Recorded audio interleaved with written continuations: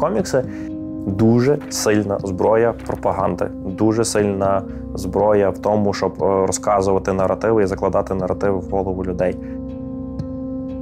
Раніше я нічого на воєнну тематику не малював, але в даний час я вирішив таким чином долучитись, таким чином допомагати.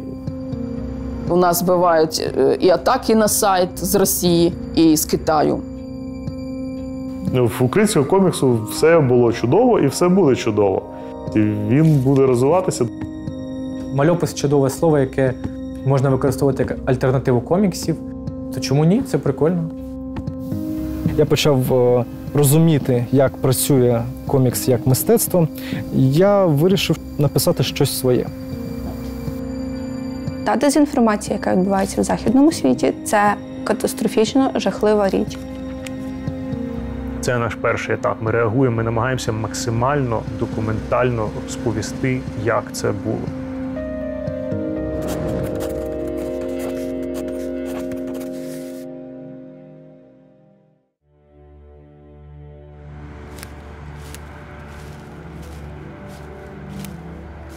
Денис Скорбатюк із Запоріжжя. Він один з тих, хто змінив цивільне життя на військовий однострій 24 лютого. Пройшовши навчання у лавах Національної гвардії України на оператора розвідувального БПЛА, вже влітку 2022-го він відправився на передову. Оператором дрону працювати цікаво. На війні така робота, що все дуже швидко змінюється, і жоден місяць не був схожий на попередній. Тобто це дуже нерутинна робота, це завжди змагання. Ми щось придумали, росіяни щось придумали, ми щось придумали, росіяни. До повномасштабної навали московитів Денис працював у молодій індустрії українських мальованих історій. Я перекладач і сценарист. Моя любов перекладати з'явилася через те, що я хотів популяризувати українську мову серед фанатів коміксів. І водночас паралельний аспект був популяризувати комікси як мистецтво. А історія у цього мистецтва давня та цікава. Ранні форми коміксів, тобто твори, що являють собою серію статичних зображень, які утворюють загальний наратив, створювалися споконвіку по всьому світу. Адже від самого початку свого існування людство полюбляє малювати і розповідати історії. А поєднавши ці дві пристрасті в один загальний наратив, люди й отримали цю неймовірну форму оповіді. Ось чудовий приклад протокоміксу «Гобелен з Байо» другої половини XI століття. На ньому зображена історія завоювання Англії норманами у 1066 році. Смуги льняної тканини, які закріплені на підкладці, утворюють полотно завширшки 50 сантиметрів і завдовжки 68 метрів. Саме тому деякі дослідники вважають комікси одним з найдавніших видів мистецтва. Але чи так це насправді? Так, звісно. В сучасності це, напевно, можна там брати відлік 120-130 років сучасного коміксу, або там протокоміксу, потім є модифікації, як він доходить до сучасної форми, уже нам зрозуміли.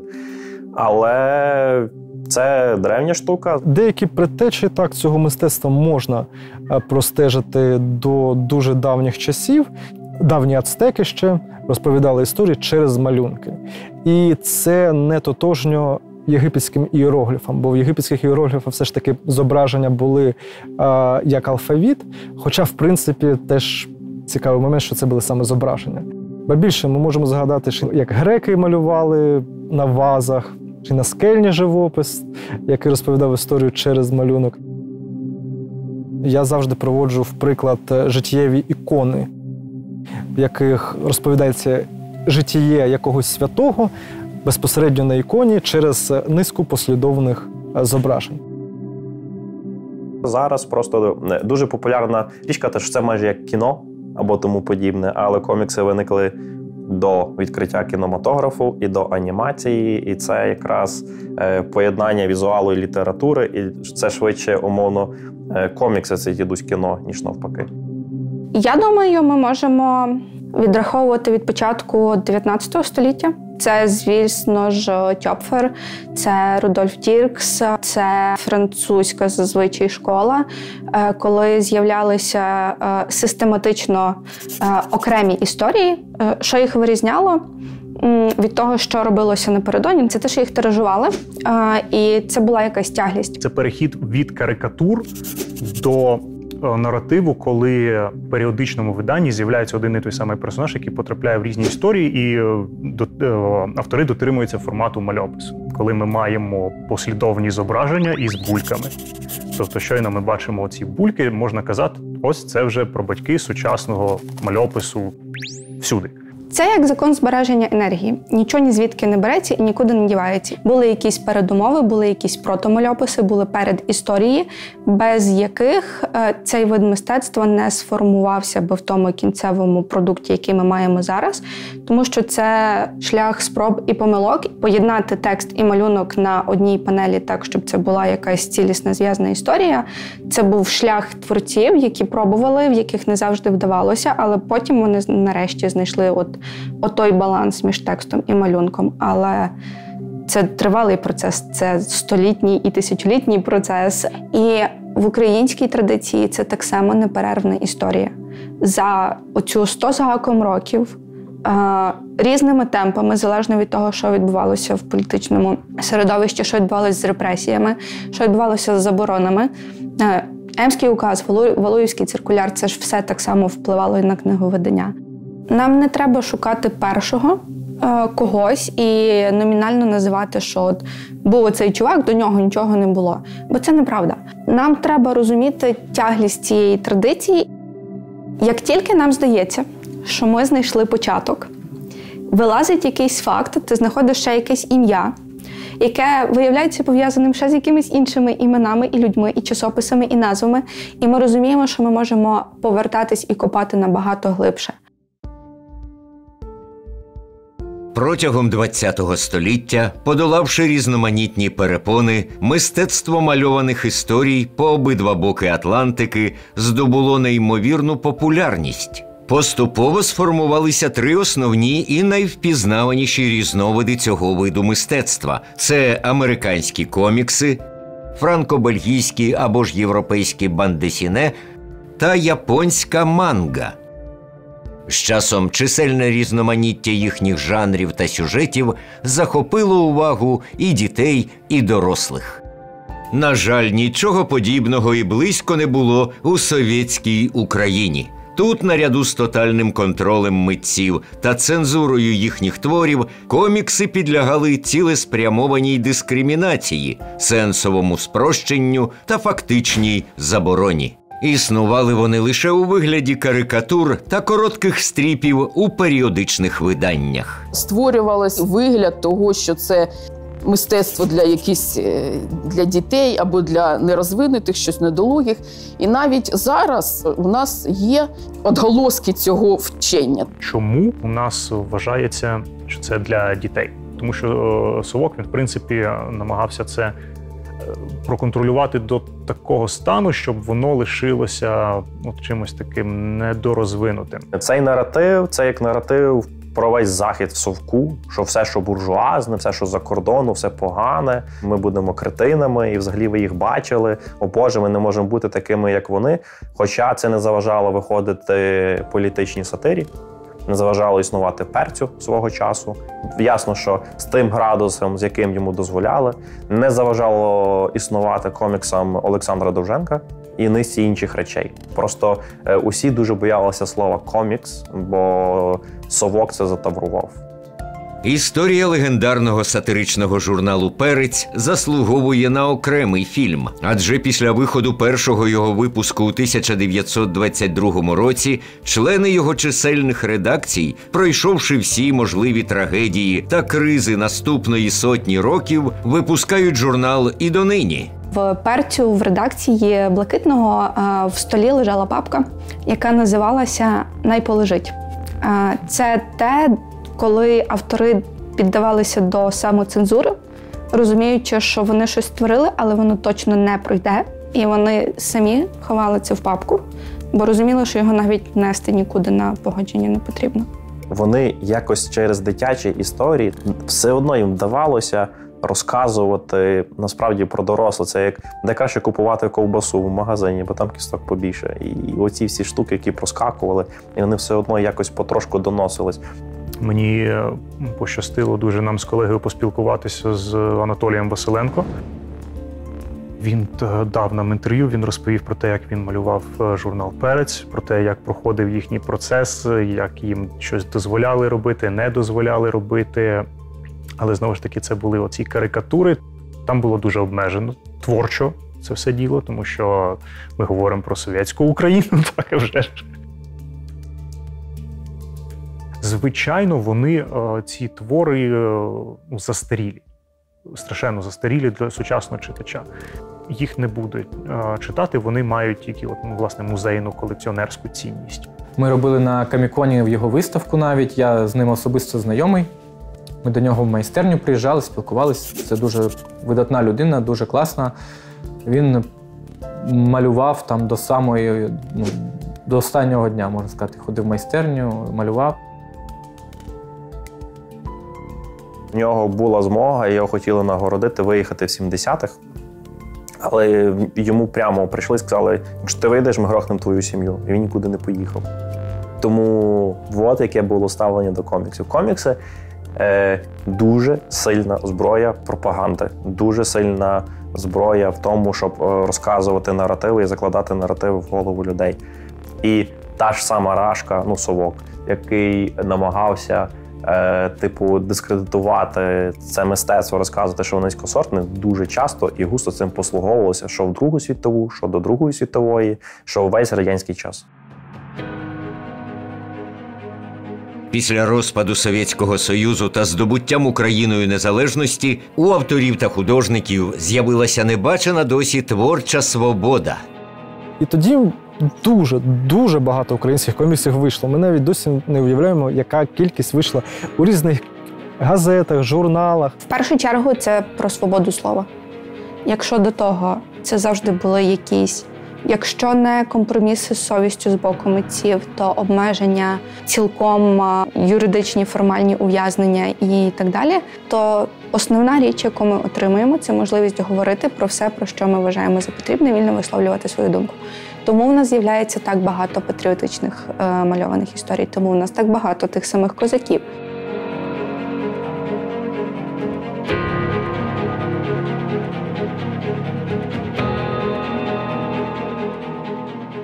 Мені «Бой вітер» подобається, тому що це типовий приклад української такої класної фентезі-казки, де все дуже чітко, все просто, там є класні сцени, там все цікаво зображено. І головне, що люди, які робили мальописи, зокрема Сулейма, вони ж ілюстратори, а ці речі вони робили, тому що їм кортіло, і от для розваги, і їм вдалося продавити, створити реально твір завершений на той час. Це цінується дуже сильно, тому що ми можемо тепер на них спиратися в плані того, що дивіться, воно ж було, просто ми про це не знали, ніхто про це не знав, ми розкриваємо це наново. «Бой вітер» – це чудово, він нещодавно був перевиданий. Він вплинув на тодішніх дітей, які зараз виросли і будують Україну. Я зараз сиджу тут перед вами в кріслі, я видавець коміксів. От як виміряти вплив «Бой вітра»? Хтось начитався «Бой вітра» і захотів бути героєм, і, можливо, зараз служить в Збройних силах України. Як виміряти цей вплив? Він добре намальований, там цікава історія. Але для мене найбільшу цінність, як і всі мальописи того часу, є сам факт його існування. Найбільша цінність полягає в тому, що вони на той час, коли в них не було взагалі на що спертися, у них пробивався оцей все одно творче «ні, я зроблю, я хочу створити, я хочу намалювати». Вони це створювали просто кудись. І це було надруковано в якихось невеличких журнальчиках, газетках там і щось таке. І попри це вони все одно витрачали час. Це відданість мистецтву, як на мене. Проте неможливо довго створювати мальовані історії, як і будь-що інше, лише на єдиному ентузіазмі. Видавництво – це бізнес, це творчість, абсолютно, але це про заробіток, про те, щоб художник міг сказати, я вже 15 років не малюю нічого, окрім мальописів, в мене там немає майже там ніяких сторонніх проєктів, і мені дуже добре. Я розумію, що я можу жити. Тоді ми говоримо про індустрію. Але якщо ми говоримо про тяглість індустрії, на жаль, от через те, що то були поодинокі витвори, це не було щось постійне, ми не можемо дуже довго, мабуть, не зможемо говорити про якусь індустрійну тяглість, про школу і таке інше. От цього у нас немає. На початку 2000-х, умовно, 2005 воно потрошку відійшло. Відійшло через те, що не було комерціалізації цієї історії і не було якоїсь там банально матеріальної вигоди теж для художників. Взагалі, будь-яке мистецтво поза економічними законами, поза суспільством не живе. Якщо воно не може умовно годувати тих, хто в ньому працює, відповідно, митці будуть шукати іншого заробітку або будуть шукати іншого місця, де вони цим можуть займатися і заробляти цим на життя.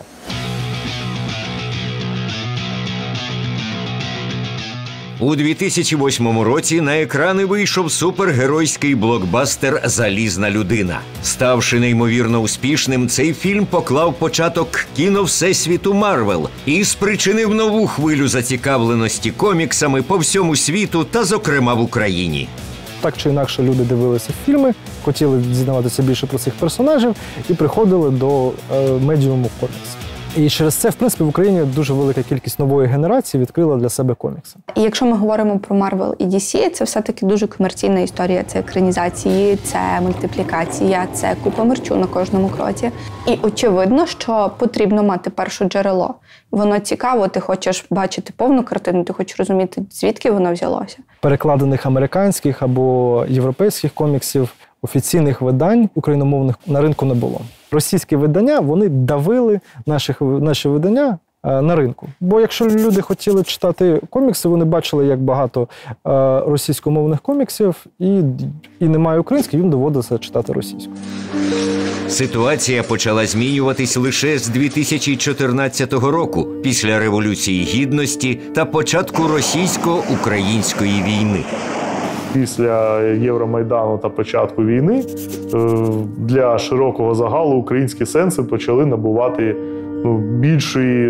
більшої значущості. Дуже велика кількість українців відкинула все російське і постаралися перевідкрити для себе Україну як таку і українську культуру. Почали перекриватися поступово шляхи поставок, розповсюдження російської продукції, тому почали випускати вже іноземні комікси українською. Більшість прав до початку російсько-української війни, маю на увазі 2014 року, на весь пострадянський простір належала російським видавцям-гігантам. Це одні з найбільших видавництв в світі, а не тільки пострадянського простору. І їх треба було вигризати зубами.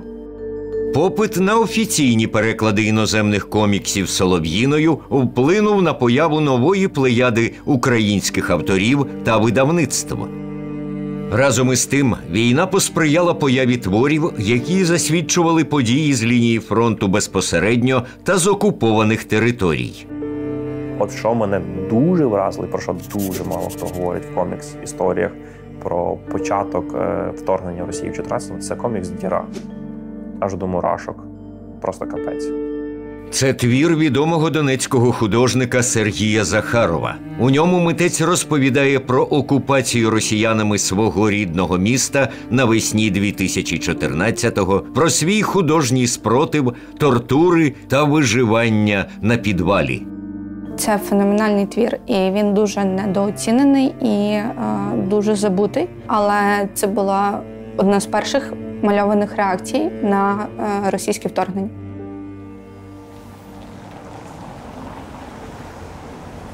Львівське видавництво UA Comics здебільшого працює з українськими митцями.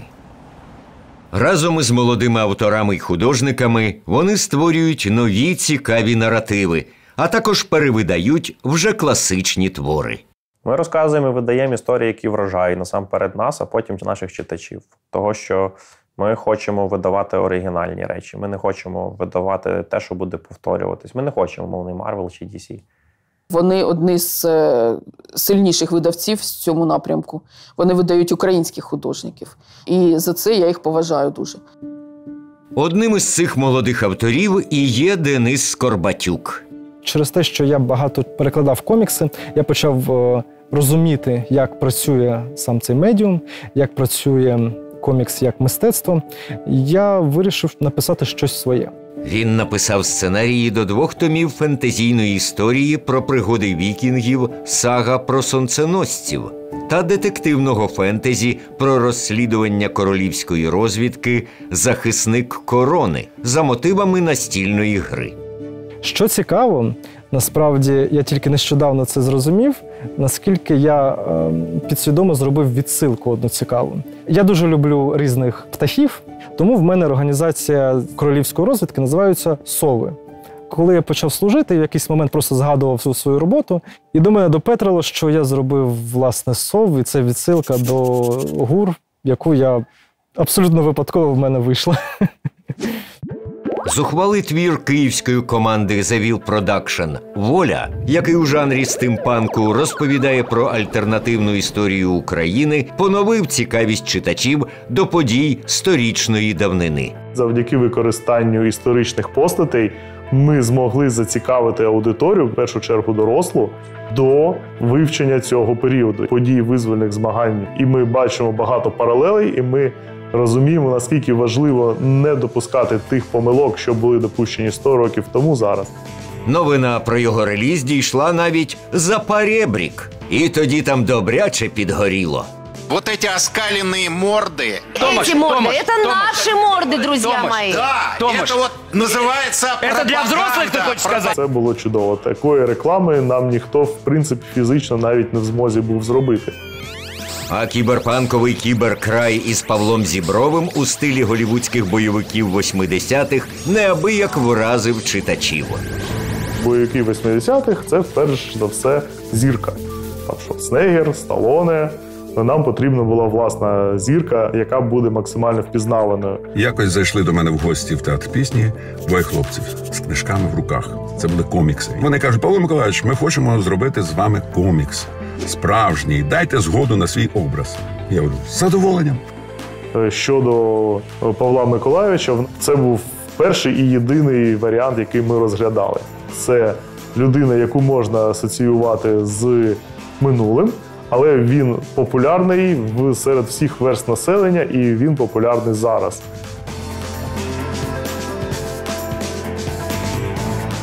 Я був вражений, що така цікавість зараз до коміксів. Тому що це сучасний вид мистецтва, і він набуває дуже широкого такого загалу. Команда The Will Production, їхній підхід доволі чіткий. Вони спрямовуються на максимальну популяризацію, розширити. Тому вони шукають, куди можна кинути гак, так, щоб це зачепило людей, які ще не цікавляться, і вийшло якомога ширшу аудиторію. Ти знаєш, чому так тихо, крихітка? Бо мертві бджоли не гудуть. Приблизно в цей час почала набувати популярності власна українська назва слова «комікс» – «мальопис». Я досі не знайшла автора слова. Є кілька версій. Для мене найбільш вірогідною видається аналогія з формуванням слова «часопис». Воно прийшло до нас з Німеччини. Можливо, десь там треба шукати. Це визначення вживають як синонім слова «комікс», але частіше, коли говорять про твори саме українських авторів. Мальопис – чудове слово, яке можна використовувати як альтернативу коміксів. Хтось каже, що це має бути слово для позначення чисто українських коміксів. Я думаю, що можна і так, і так. Головне, щоб люди один одного розуміли. Якщо у нас буде своє слово, як у французів «банде десіне», то чому ні? Це прикольно. Що означають слова манга, комікс, бан-десіне? Комікс пішло від комік-стріп, кумедна стрічка. Так, бо спочатку це була гумористична сторінка в журналах, і потім це прижилось. Зараз воно, звичайно, не таке релевантне, тому що, звичайно, комікс – це не тільки гумор. Аналогічне питання з мангою. Манга – це буквально з японської перекладається як кумедні картинки. Знову, все те саме, тому що спочатку це була комедія, зараз, знову ж таки, нерелевантно. Бан-десіне – це мальована стрічка. Вже трохи краще, але все одно це просто стрічка, так? Українською словом «мальопис» він найточніше описує суть цього мистецтва, цього медіуму. Це мальована історія. Ось і все. Для сприйняття людини слово «мальопис» воно таке щось нове, щось цікаве. Щось таке не затавроване пропагандою Радянського Союзу, яку вони накинули на слово «комікси». Сестри Ланцути – видавчині мальованих історій з міста Кам'янське, що на Січеславщині. Дар'я у нас директорка видавництва, вона займається технічними питаннями. Тетяна у нас по зв'язкам з громадськістю. Я автор і художник коміксів. А вже на другому плані я видавець коміксів. Саме створення Марією її авторської науково-фантастичної серії «Фаетон» і стало передумовою для відкриття сестрами власного видавництва. Через «Фаетон» ми почали видавничу справу. Якщо б «Фаетону» не було, ми б зараз робили щось інше. Цей твір я веду вже довго, мабуть, років 20. Я його розвиваю, я роблю якісь замальовки, різні персонажі вигадую. Дуже закручений сюжет у Марії. Там я навіть не знаю, Марія не розповідає, що там буде. Це секрет. Фаетон Марія Ланцута – це взагалі класно. Її можна записати в таку українську супергероїку. Нам треба такого, мабуть, більше. Поєднання якісний автор, який може розповідати власну історію і ще й мати з цього фінансовий зиск. Це те, що нам потрібно. І Ланцута – це приклад. Фаетон – це унікальна робота, бо вона почалася з Амазону. Це такий 100% західний продукт, західної планки якості, який розповсюджується не лише в Україні, а й на Заході. Окрім української, «Фаетон» виходить і англійською. Адже, створюючи цей твір, Марія відразу орієнтувалась на американську аудиторію. Проте це далеко не єдиний український мальопис, відомий за океаном. Так, всім привіт! Ми зараз знаходимося на Сан-Дієго, Сан-Дієго Комік-Кон Інтернешнл. Це от наш стенд. Львів'янин Андрій Данкович – перший українець, який представив свої авторські твори на Комік-Коні у Сан-Дієго, найпрестижнішому фестивалі популярної культури у Сполучених Штатах. У мене була мрія потрапити в Америку з своїми коміксами. Але коли я дізнався про Сан-Дієго, що Сан-Дієго Комік-Кон існує, то я зрозумів, напевно, що так, напевно, туди треба було б добре. Комік-Кон Сан-Дієго – це мекка коміксу американського. Потрапити туди, там презентуватися для автора – це надзвичайно круто. Дуже тепло там сприймали нас і дуже були приємно здивовані, що ми українці так півсвіту приїхали туди до них. І що взагалі в Україні є комікси, були приємно здивовані. 2 роки поспіль, у 2017 та 2018 роках, у Сан-Дієго Андрій презентував спочатку свою науково-фантастичну збірку «Саркофаг», а потім «Жахастик Мор». Унікальність цих творів у тому, що виконані вони у вельми самобутньому стилі, кольоровими олівцями. Для художника головне – це індивідуальність, щоб запам'ятовуватись і бути впізнаваним. Шикарний малюнок. Те, що він робить з саркофагом, з кольоровими олівцями, так, це один оригінальний стиль. А те, що він робить в морі, це геть інший стиль. Це чудові роботи. Олівець, він сильно вирізняє малюнок пана Данковича поміж інших. Люди привикли до Марвела, DC, до класичної якоїсь з американського стилю в коміксах. Відповідно, я вибивався, і мене зразу в Україні не дуже сприймали. А в Штатах, навпаки, для них це було щось свіже, щось таке унікальне, незвичне, і сприйняли дуже тепло. Але зараз, в принципі, вони вже однаково сприймають, що в Україні, що в Штатах. Андрій для мене такий феномен в плані працелюбності і наполегливості. Бо весь свій творчий шлях він чує від багатьох людей ззовні, що він щось не дотягує чи щось не робить. А він супереч тому всьому йде і херчить. При тому, що він перший в багатьох сенсах. Він перший, хто продав свою ліцензію за незалежної України від українського видавництва, його комікс «Мор» в Польщу ми продали. Він перший, хто поїхав в Комік-Кон Сан-Дієго як український художник коміксів, який називає себе коміксистом, і представив свою роботу. Це дуже цінний досвід і дуже сильно розширяє кругозір. Хоча б раз в житті людиною, яка займається коміксами, варто було б туди поїхати. Наразі автор працює над другим томом «Мору», який також мріє презентувати у Сан-Дієго. Цікавим показником розвитку мальописної галузі в Україні є поява таких відзнак, як «Мальопис року». Чому вона була запроваджена? Це абсолютно природній шлях. У нас є роботи, ми хочемо відзначати авторів. Але головна ідея полягає в тому, що це нагорода від аматорів. Тобто ми не стверджуємо, ніхто з нас не стверджує, що ми добре розбираємося в побудові сюжету, в побудові композиції, що ми вміємо малювати. Нічого подібного. Ми споживачі, ми сприймаємо, ми збираємо наші голоси і хтось виграє. І хоча саме аматорська складова відзнаки дещо бентежить деяких митців та видавців, факт її існування комікс-спільнотою безумовно вітається. Можливо, це єдина річ, єдина з двох речей, на які всі зійшлися, що це класно. Це як виглядає премія і те, що вона існує.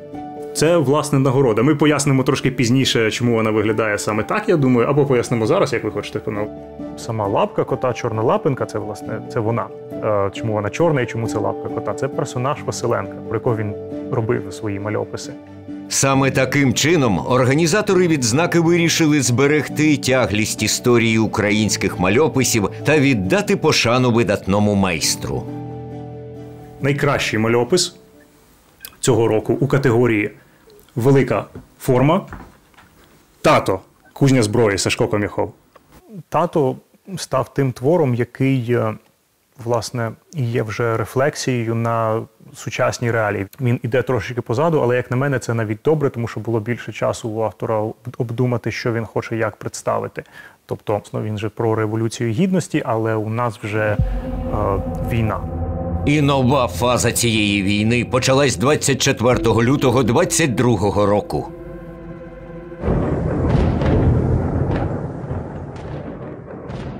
Всі були в шоці, в стресі, ніхто нічого не робив, все завмерло. Ми були готові, наскільки це реально. Ми знали, що воно буде. Ми не вірили 2-3 тижні. Ми в цьому варилися з 14-го. Ми розуміли, що масштаб просто виріс. Ми одразу думали, що ми нікуди їхати не будемо. Ми будемо тут боротися. Ми думали боротися. Ми наробили коктейлів Молотова.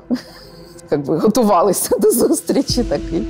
Редакція і художниці, які хотіли виїхати, ми їм допомогли в цьому. Там, зокрема, Руслана Коропецька, вона поїхала на певний час. А частина, яка залишилась у Львові, ми почали робити волонтерський штаб, і ми тут 25 лютого, в Криничці, який ми сидимо, розгорнули волонтерський штаб, який діяв в повному об'ємі до червня 22-го року. Після того його потреба не зникла, він зменшився, він зараз в підвальчику живе. Але просто завдяки тому, що відновилася логістика, ми змогли трохи автоматизувати певні процеси і не постійно їздити самим за всім. У нас Тетяна займається волонтерством і возить там хлопцям на фронт і збирає і для лікарень. Потреби дуже різні закриваємо. Машини, ключі, кольоса, оце всі зимову гуму. До лікарні все, що потрібно, починаючи зі шкарпеток і закінчуючи медикаментами якимось або обладнанням більш фаховим. Я ланцюжок з'єднуючий між Німеччиною, яка допомагає Україні, і безпосередньо до госпіталів наших, де військові. Багато хто з мальописної індустрії став на захист країни із зброєю в руках. Із нашого видавництва зараз воюють хлопці, це наші програмісти. І нам без них дуже важко, ми за них дуже турбуємось. І у нас бувають і атаки на сайт з Росії, і з Китаю. Іноді сайт просто вирубається і лежить там дня 2, а потім вже хлопці там щось пробують. Переносять його кудись, там шифрують і таке інше. З нашої команди Олекса Мельник, власник крамниці в Коломиї і сценарист крейсеру Мазепа Олексій Чорний. Він характерника писав. З редакції, і взагалі з командою «Є-комікс», які по-різному причетні не тільки до створення коміксів, пішло близько 15-20 людей. Валентин Колонтай, Денис Скорботюк, Євгеній Мішенов з видавництва «Вовкулака» та Артем Прядка з видавництва «Мальопис». Вони безпосередньо служать. Хто не служить, так чи інакше все одно займається волонтерською діяльністю. У вирій чорними крильми круки летять, обіймають хмари. Довгі дні на терезах тьмяніють пера об вітри. Стрій тримай, не смій зійти. Зібрали клич, на спомин зодягли круки свої, і смерті круговерті, і з пустоти жахів на ворогів летять круки. Бо голуби вже мертві. Протягом свого перебування за кордоном Руслана Коропецька намагалась використати будь-який захід та офіційний майданчик, аби представити публіці роботи художників UA Comics на тему війни. Ми почали робити виставки, і ми зробили їх за кордоном за цих кілька місяців. Близько 10 в посольствах, в великих музеях і галереях, в найпублічніших місцях, до яких ми могли дотягнутися, наприклад, в Міністерстві фінансів Нідерландів. Проте головною задачею на цих заходах було донести іноземцям правду про вторгнення Росії в Україну. Найважливіше і найголовніше завжди – це поширення правдивої інформації. Тому що та дезінформація, яка відбувається в західному світі, це катастрофічно жахлива річ. І основна мета – це доносити правду. Бо навіть після деокупації Бучі не всі повірили, що це правда. На одній з публічних дискусій, я не пам'ятаю вже, де це було, але я демонструвала стріпи і постери якраз з перших місяців, і Таня Примич намалювала русалок. Це короткий стріп про зґвалтованих дівчат, якраз після деокупації Київщини. Я вивела його на екран 4 на 5 метрів. І половина залу відвели очі. Людям некомфортно на це дивитися. Людям некомфортно дивитися на смерть, страждання, на вбивства, на війну, на зґвалтування. Легше відвернутися. Оце, напевно, найпоширеніша реакція. Разом із редакцією «Шотам» видавництво UA Comics створили серію соціальних мальописів на основі реальних подій різних людей, що відбувалися після повномасштабного вторгнення. Це маленькі історії, які розповідають про маленькі героїчні вчинки українського народу. Я рада, що ми це зробили і що ми розказали всі ці історії. Це вже якась хроніка минулого року. Сценарії мальописів писались на основі інтерв'ю, які надавали «Шотам», а художники працювали зі світлинами, відео та іншими референсами, які надавали герої оповідей. Всім було важко. Дехто плакав, поки писав, дехто плакав, поки малював, дехто плакав, поки читав. Ти потім відходиш кілька днів і ти взагалі не хочеш ні з ким комунікувати. Наприклад, художники, які малювали Маріуполь, вони ж буквально малювали бомбардування. Вони дивились ці кадри багато разів, вони їх перемальовували з усіма цими вирвами, понівеченими тілами. Ти не можеш не реагувати ніяк. Мені здається, що нам вдалося. Особливо треба відзначити художників точно тому, що в такі терміни створювати стільки робіт – це для України доволі нова річ. І вони впоралися з цим. Був дуже короткий дедлайн і такий достатньо великий об'єм роботи.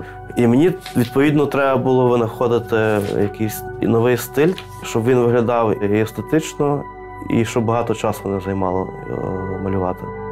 Працюючи у шаленому темпі, команда митців щомісяця публікувала один випуск із 4 історій у відкритий доступ на майданчику «Інкер». Загалом вся серія складається з 9 тематичних випусків. А згодом було видане друковане видання із 4 обраними історіями.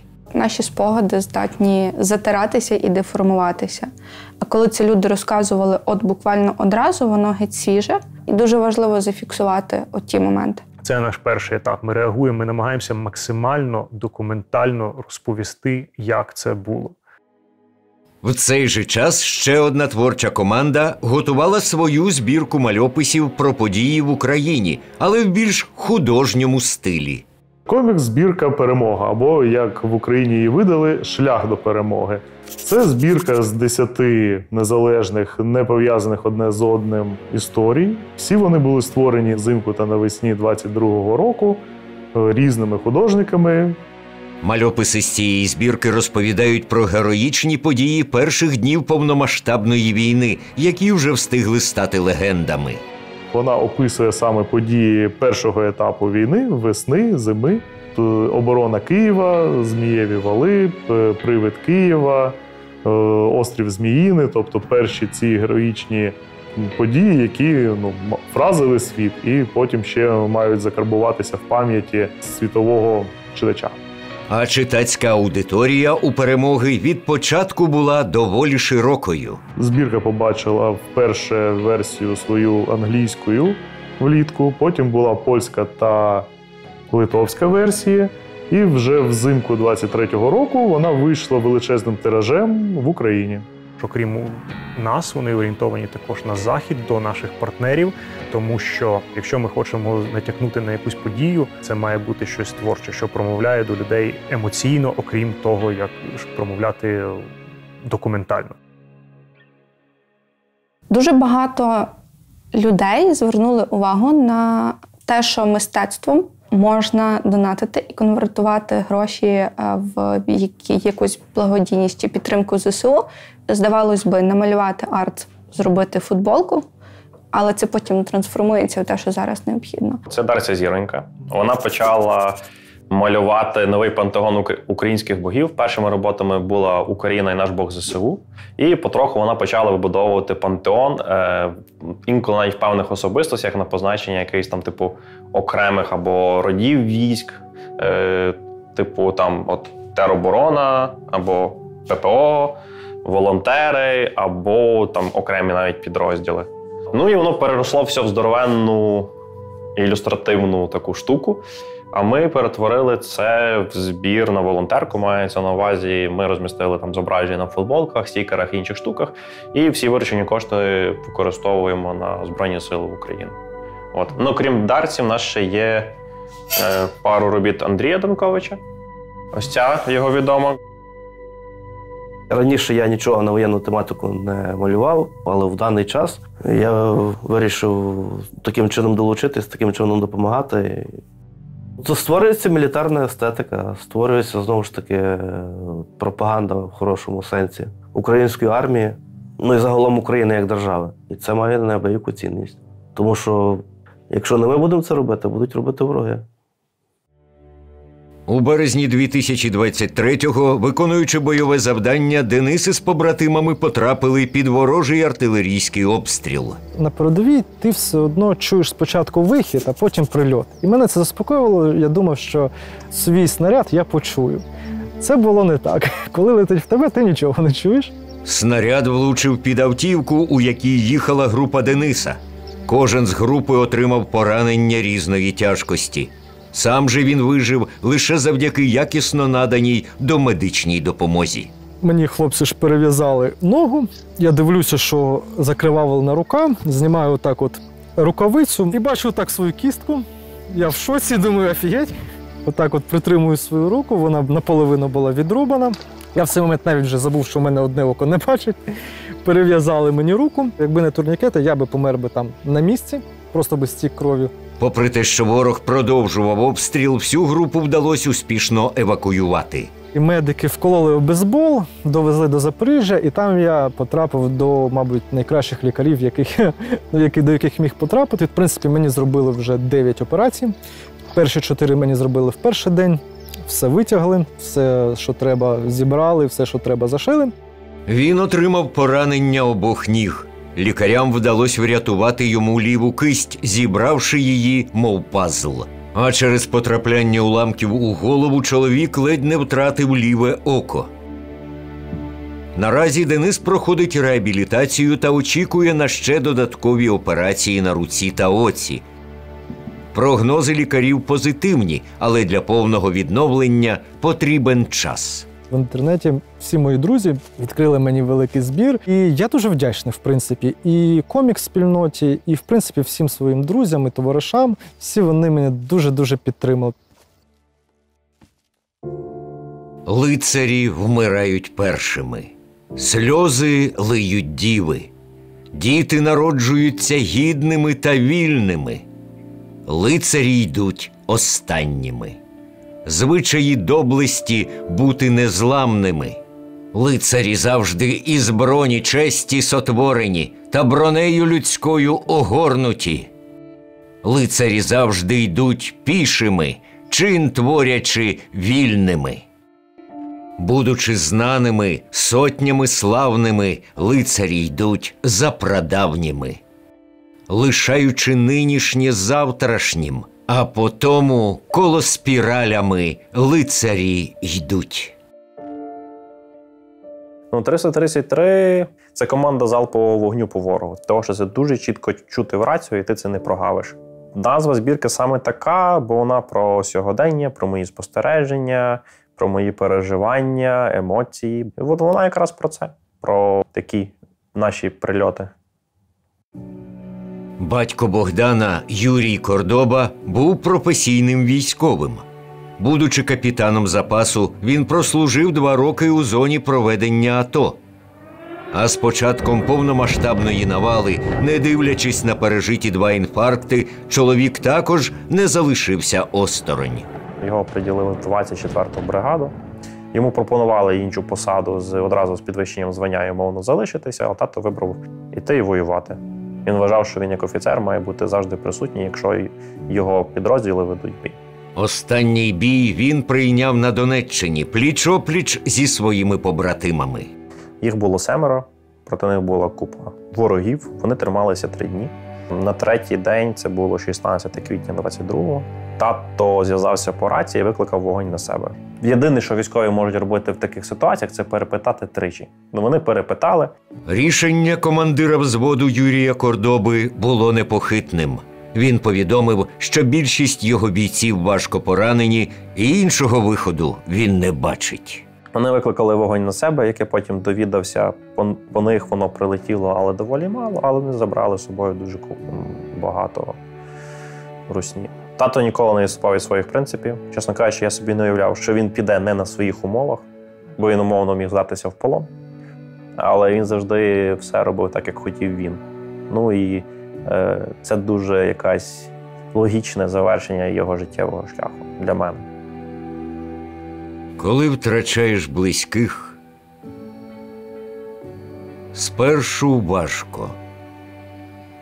Тоді настає наступний день, а потім ще один, а за ним інший. Пізніше ти дозволяєш собі посміхнутися раз, потім ще раз, і тоді сміятися, дозволяючи собі життя. Спершу на 5 хвилин, тоді на пару годин, а далі починаєш жити. Повно, на всі груди, більш насичено. Бо вони зробили свій вибір для того, щоб ти дозволив собі сміятися.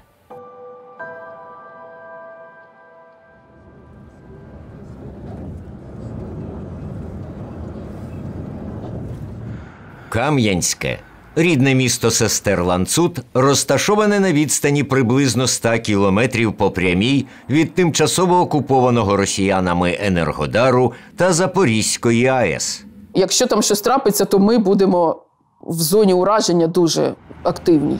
Проте ані потенційна радіаційна небезпека, ані близькість до самої лінії фронту, ані постійні загрози повітряних атак ворога не впливають на роботу дівчат. Наприкінці вересня 2023-го вони відкрили тут коміксову крамницю. У нас тут і склад, і редакція, і магазинчик.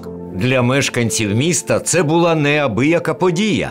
Сприйняли це як досягнення велике нашого міста, що тут з'явилась нарешті крамниця з коміксами, нашими і інших коміксників. Шалений попит був. Ми не очікували. В нас розкупили те, що в нас було. Наші земляки кажуть, що такої крамниці вони дуже давно чекали, як оказалось. Кажуть, що це просто крутезне місце. З Дніпра приїжджають до нас, кажуть, що в Дніпрі такого магазину нема.